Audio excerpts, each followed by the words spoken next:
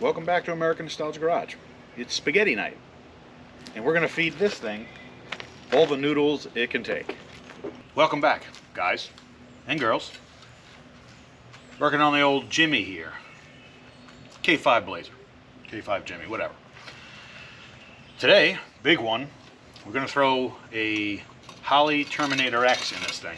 We've got a lot of work done on this thing already, and I've been really excited to do this fuel system, except for the fact that, one, it's a ton of work, and two, I really didn't want to spend the money, because the Holley Terminator X, as cool as it is, it's not exactly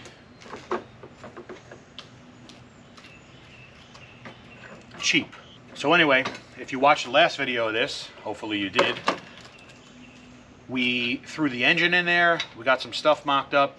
We still have all the sensors to put in: starter, alternator, plumbing, fuel plumbing. Probably have to drop the tank because it's got diesel fuel in it, because it had a diesel in it.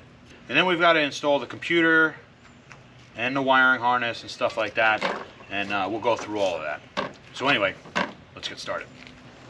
If anybody remembers the scene from Pee-wee's Big Adventure where he was saving all the animals out of the pet store, if you remember the part where he kept walking past the snake tank and avoiding doing it, that's the way I feel about this box. One, because it looks like a tank of snakes, and two, because I don't want to touch it right now. So we're going to move on to this pile of stuff, which is a bunch of sensors and whatnot that's got to go in. So let me show you what we got. All right, I got my #1 ace mechanic on the job today. So we're going to be installing some sensors. First, and this is in no particular order, first is an intake air temperature sensor. On these LS engines, I think they're integrated, bless you. I think they're normally integrated into the mass airflow, but we're not going to probably run one on this. We might, I don't know, but we have that just in case. We have a Gen 3 cam sensor that's going to go in the back of the block. That's got to go in. We have a map sensor, just a standard 1 bar because there's no boost on this thing, so we don't need it to read pressure really. Then we've got a new TPS because I snapped the old one into 57 pieces. Also, we have an extra IAC. We have a 24 tooth reluctor wheel crank sensor that's going to go in.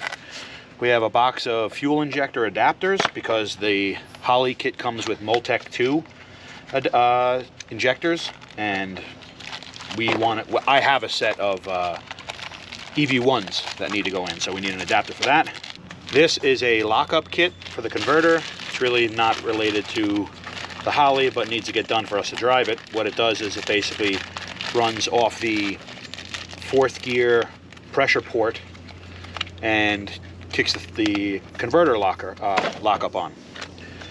On the early 700 R4s, they had a port on the outside you can get.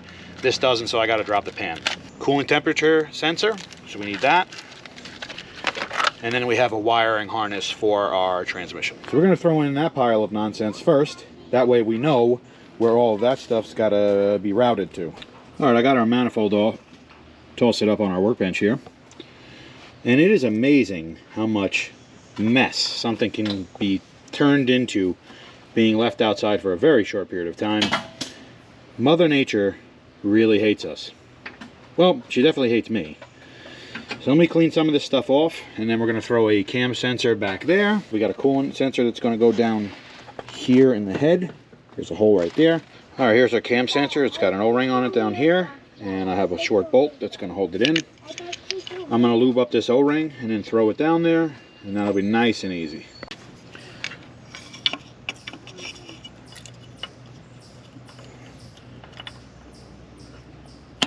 All right, nice easy install. It's almost like doing sensors on cars. They're a lot easier when they're completely disassembled. Coolant temp sensor goes right here. Nice and easy. Probably could have got this at any time, but we'll throw it in now. So next couple things that we're going to do is going to be on the manifold here. So one is a new TPS, throttle position sensor, which goes right on the throttle body. I'll have you guys know this has the exact same little bolts that stripped out the manifold in the last video. So we're just gonna, you know, that's good enough, right? IAC is on there from the last video. We got to throw a map sensor on the back of it. All right, small discovery for any of you guys that buy these intake manifolds off of Amazon, even though we all know it's a bad idea. This lower port, which is threaded, is not 1/8 pipe, and it's not 1/4 pipe. It's its own thread. If you know what this is, tell me. Maybe it's like a brake flare thread or something.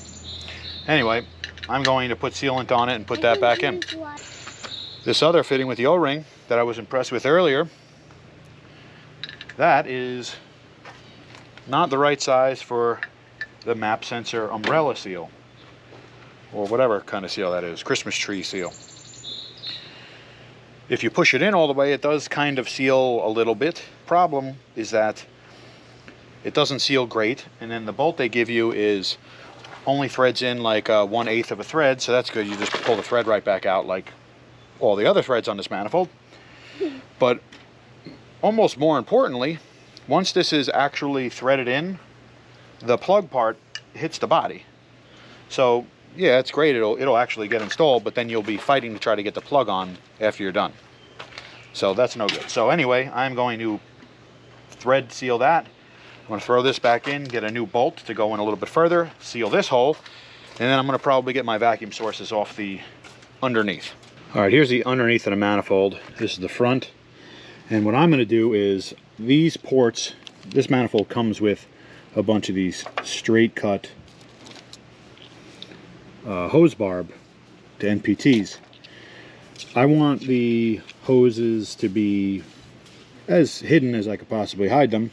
So I'm going to put a couple of right angles, little elbows that are going to go from the front to the back of the manifold, so all the vacuum hoses will be in the back rather than have things come out the front. All right, we're underneath the truck. We're going to throw one of these crank sensors in it. I don't know who needs to know this or doesn't know it. Nothing against anybody that doesn't know it. These things are confusing. There's a gray crank sensor and a black crank sensor.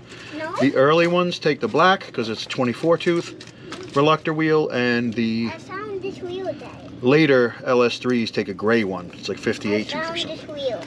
I'm no professional, but I know enough, having done these. You don't want to mess it up, because if you do, you'll be doing it again. All right, so I laid my harness out on the floor just to get it as dirty as possible. That way it fits in this piece. Anyway, I laid it out. This is where the computer is. And I laid it out like that because I want to see where exactly I'm going to have, like where's the grommet going to be to send it into the compartment. So I want the computer inside the car just to keep it protected. Not sure that you have to do that, but I'm going to do it.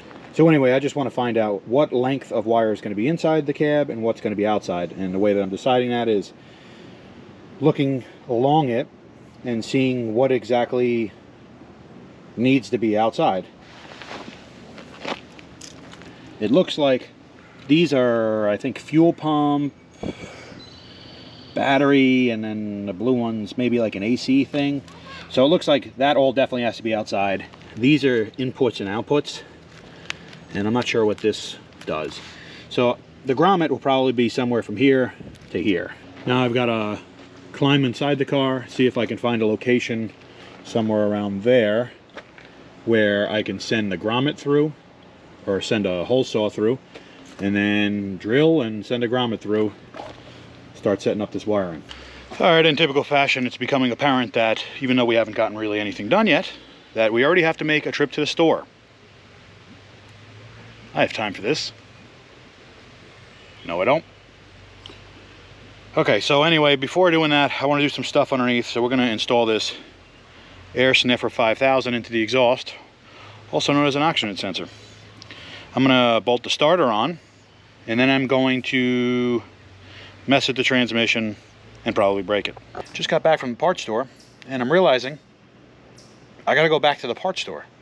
I forgot one set of bolts for the starter, so I can't bolt the starter in. Anyway, did do some stuff underneath. We're at a crossroads here, and I don't mean the Eric Clapton song. So I need to drill a hole right around there, and I've expertly masked off my engine to make sure there's no metal shavings go down inside. That's approved. I'll get a grommet for later, but I just need a way to get my wiring from the computer inside. So let's do it.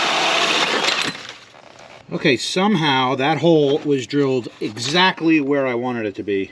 Dare I say perfect. But then again, you guys are used to perfection if you watch this channel, right? Yeah, okay. Let's get our wiring harness. We'll start feeding it in after we deburr that hole, of course. We'll feed it into about where we want it to be. And then we can start plugging stuff in. All right, now we got a big mess of wiring. We got an extra hole that we didn't have before. And we got a big mess. So, what I'm going to start doing is I'm going to start looking at the tags and labels and stuff, and I'm going to start locating preliminarily where these wires are going to go. So I'm going to basically try to make a wiring section that goes this way, whatever goes this way, and whatever comes down towards the front. And that way I can kind of start guesstimating where things go, and then I can start plugging things in. All right, so I know this is the crank. Crank is down on the passenger side, down by the starter, so I know that's got to go that way. That's going to be the oxygen sensor, so that's going to go down there. This is a ground to the back of the cylinder head. That's got to go behind the cylinder head. And we have ignition even, so that's going to go to all the coils that go on this valve cover, so that's got to go this direction. Oil, that's going to be back there, I think, just because that's where it is. Cam, that's right there. Knock sensor, obviously we ain't using those. And then we've got another cylinder head. Ignition odd, so that's going to be this bank. And then we've got all these things that got to get run to the front. We got a TPS. We have CTS, coolant temperature sensor, MAT, manifold absolute temperature, I guess, IAC, idle air control valve, and fuel for fuel pressure. So I don't know if we're going to have a fuel pressure sensor up in the front, but these are all going to get routed through the middle of the manifold, underneath the manifold over the valley tray, and they'll go to the front of the end. Left out this harness. This is the main power harness. You can see by the fact that it's got these two, I guess they're like 10 gauge 10 or 12 gauge wires, and they got to go directly to the battery. So battery sits pretty much right under where the camera is. I'm going to have it routed across, and then probably under the battery box and across the inner fender well at the lower part. Something that they talked about with that main power harness is that they want it directly to the battery here. They do not want it to any other source of electricity anywhere else. It's got to go directly to the battery. All right, so we're working on some stuff on the back of the engine here. I got an AC Delco oil pressure switch.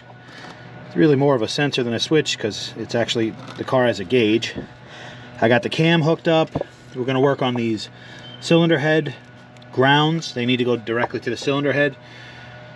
So we're going to do that, and that will locate this harness and this harness, and then these for the the ignition is going to go right here to the middle of our valve covers where they're supposed to. We're kind of in a bind right now because I need a grommet for the firewall there. I don't want to put the manifold on and not be able to get to that, so I'm kind of waiting on that. If the Amazon guy would get here anytime soon. In a minute we're going to go underneath. We'll get the starter, we'll get the crank sensor, and we'll get our oxygen sensor hooked up. All right, we're back underneath. Got to get some things crossed off the list. That's one. Oxygen sensor's ready to be plugged in. I'll get the crank plugged in. Make sure you route this stuff away from heat. And then we got to put this thing in. All right, we got the grommet in the firewall back there. Let me give you a look at that. Got coils from eBay, so those are good to go. Those are almost ready. The harness is plugged up on the bottom. We got our stuff run down the middle of the valley. And then over here we have an approved workstation. I'm going to throw in some fuel injector clinic injectors that I had from another project. Those are going to be way too big for this engine, so that'll be good. We'll just flood this thing and then hydro lock it in the first start. Then we're going to throw the manifold on when we're done. We're getting close.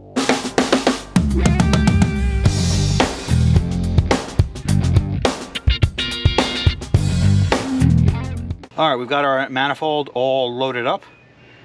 I am going to plug in the, I guess, sub harness for the injectors. And now we're going to throw our manifold on. All right, we're going to install our coil brackets and coils. It's a junkyard special here. You can tell because somebody samurai sorted the wiring harness. All right, another day. I don't know if you can hear me. There's 47 leaf blowers going right now, because that seems like the right amount of leaf blowers for today. You might be saying, what could fuel injection have to do with the back of the car? Well, not that much. But we do need to put this thing in. So the fuel injection obviously takes a higher pressure than the carburetor, and I was going to run an old fuel pump out of my race car, but I decided the in-tank pump would probably be the best. Gives me an opportunity to change the float for the fuel level, so that's good. Plus I have to drop the tank anyway because this thing's had diesel fuel run through it. So we're going to swap it out with this whole fuel pump. Well, this didn't come as a kit. I bought the fuel pump separately, the fuel sending unit separately. When you buy these for these trucks, pay attention because there's a 25-gallon tank and a 31-gallon tank.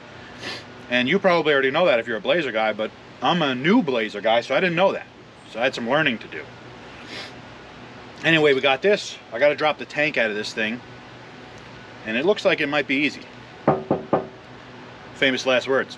All right, so at a quick glance, it looks like we have these for the hanger bolts, and then these little bolts here hold the shield on underneath. And then obviously there's two more, probably 2 or 3 more in the front that hold the front of the shield underneath and the straps. All right, got the fuel tank out. Check this thing out. First things first, I'm glad that I said that that was going to be easy, because it was. Right after I got all the bolts snapped off and then dropped 17 pounds of rust in my eye. This locking ring was practically not installed. It looks like the American Werewolf in London was sleeping up here. And look at this thing. Oh my God, it's a mess. This thing is out and out garbage. Look at this. Oh my God. Okay. All right, we got our tank here. It was equally as bad inside, shocker, as the fuel pump looked. So we took it down to the hose and washed it out, and it's nice and clean. Now we're going to throw our new fuel pump in there and then just pray. All right, we're going to throw this thing in the tank. I'm going to put the O-ring on first, and then I'm going to play the game of, you know, a carnival game where you don't touch the sides or whatever. Except that I'm going to touch the sides as much as possible.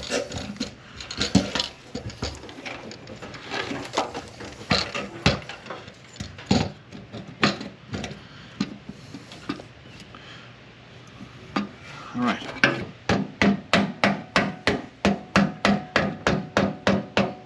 All right, we got our tank ready to go in, but before I make it more difficult for me to get to the tank and the fittings on top, I'm going to run all this line underneath the car. It's rated for fuel injection, and hopefully it doesn't burst. Here, just hold that. All right, if you're paying close attention, next to this small human right here is our finished tank. That's ready to go in. I have rubber hose, which are going to go to our new aluminum line in the car. Also enlisted to help us some capable hands. I'm not going to help. Well, I was not talking about you. I was talking about him. Oh yeah, and Ryan. I'm not helping. From Automotive Chaos is here. But he's not helping, so that's fine. Is this supposed to be in there? All right, we got our fuel system mostly plumbed in. I need a couple of fittings, so we'll finish that later. And here I have a garden sprayer sitting in my engine bay. We're going to use this to prime that engine. We're just going to create pressure. There's oil in this. I have it going to a fitting that goes down there into the oil pump.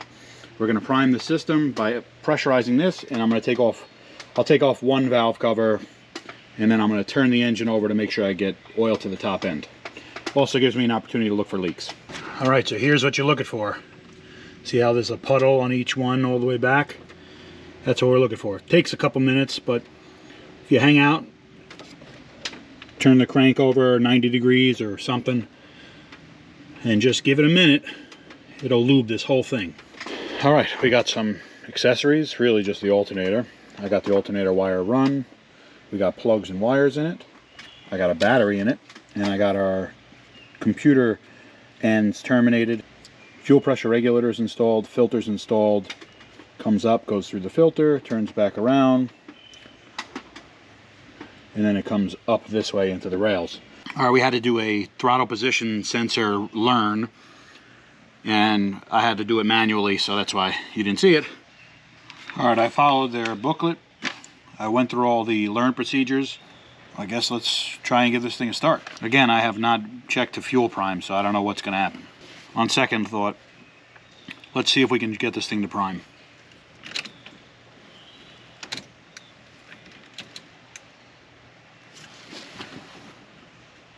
Fuel pump relay is clicking, but I don't hear the fuel pump kicking on. It's entirely possible it's just quiet. Let's go see if we have fuel up front. All right, I don't see anything wet, but I also don't see any pressure on the gauge.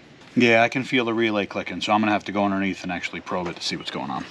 All right, new day. Had to wait for a fuel pump to come in. Got the fuel pump changed. Couldn't film that because I want to keep it kid friendly. And I was doing a fuel pump for now the second time with brand new parts. Anyway, fuel pump's changed. And listen. I don't know if you can hear it, but it's buzzing away back there. And look, we got fuel pressure.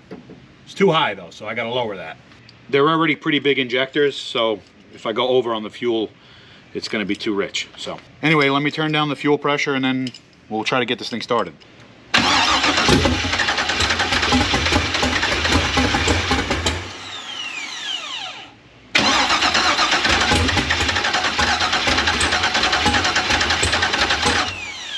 Well, it's banging and stuff like that. It wants to go, but it's not. It just doesn't want to go right now. I don't know if the IAC isn't able to give it enough air. I'm going to try turning up the throttle blades a little bit and see if I can give it just enough to idle. Let's give it one more shot. I think I got the throttle, although there's no cable on it, adjusted properly.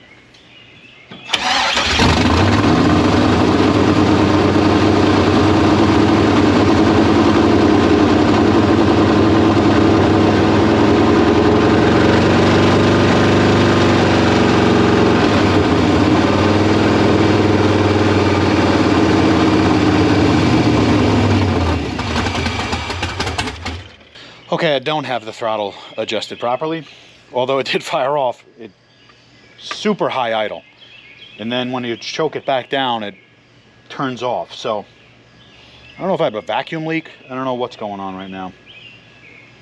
Got to dig in a little bit. All right, well, I went through and I touched each one of our pipes, our exhaust pipes, and number 1 and number 5 are cool to the touch in comparison to the rest of the engine. The rest of the engine I had to replace my fingerprints on, but number 1 and number 5 I can hold with my hand. So I actually went through and I checked to make sure we had ignition on both. I put a spark tester in line on 1 and 5, both have ignition, and I put a Noid light on. It's basically a test light for your injectors on 1 and 5 also, and they're both pulsing or being commanded to pulse. The injectors, although they were sort of warm, I bet you the injectors are probably a little clogged. So what I'm going to do is I'm going to clean the two. All right, pulled the fuel rail off. I cleaned out number 1 and number 5. I did get some like putty looking stuff, some like sandy muck out of it. And I don't know if that's because the mixture of gasoline now and E85, which is what these injectors were originally used on an E85 engine. So also put on a power steering pump and a belt so that we can actually spin our water pump. I'll throw some hoses on in a minute and fill it with water, so that way we can actually let this thing run. Anyway, let's see if it runs any better or any different.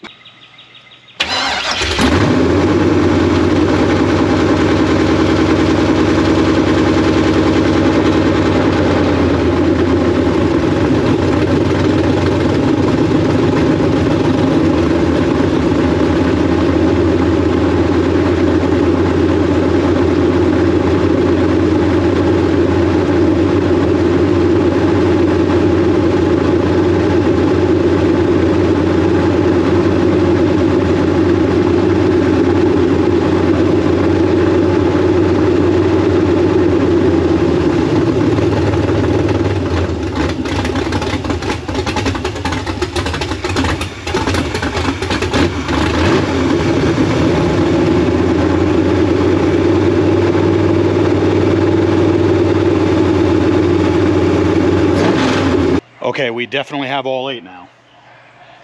Weird with the idling, but it's kind of doing the self-learn thing.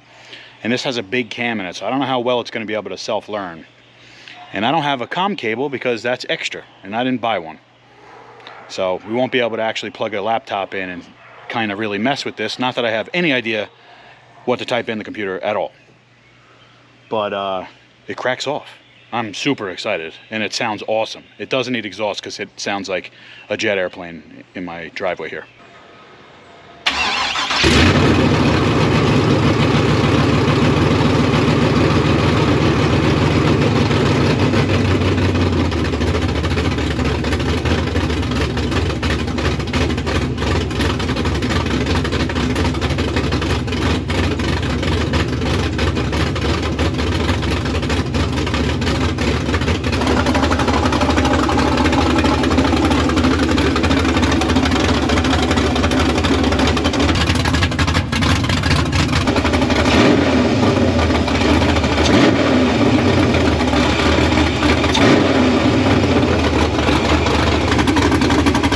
Well, there you have it.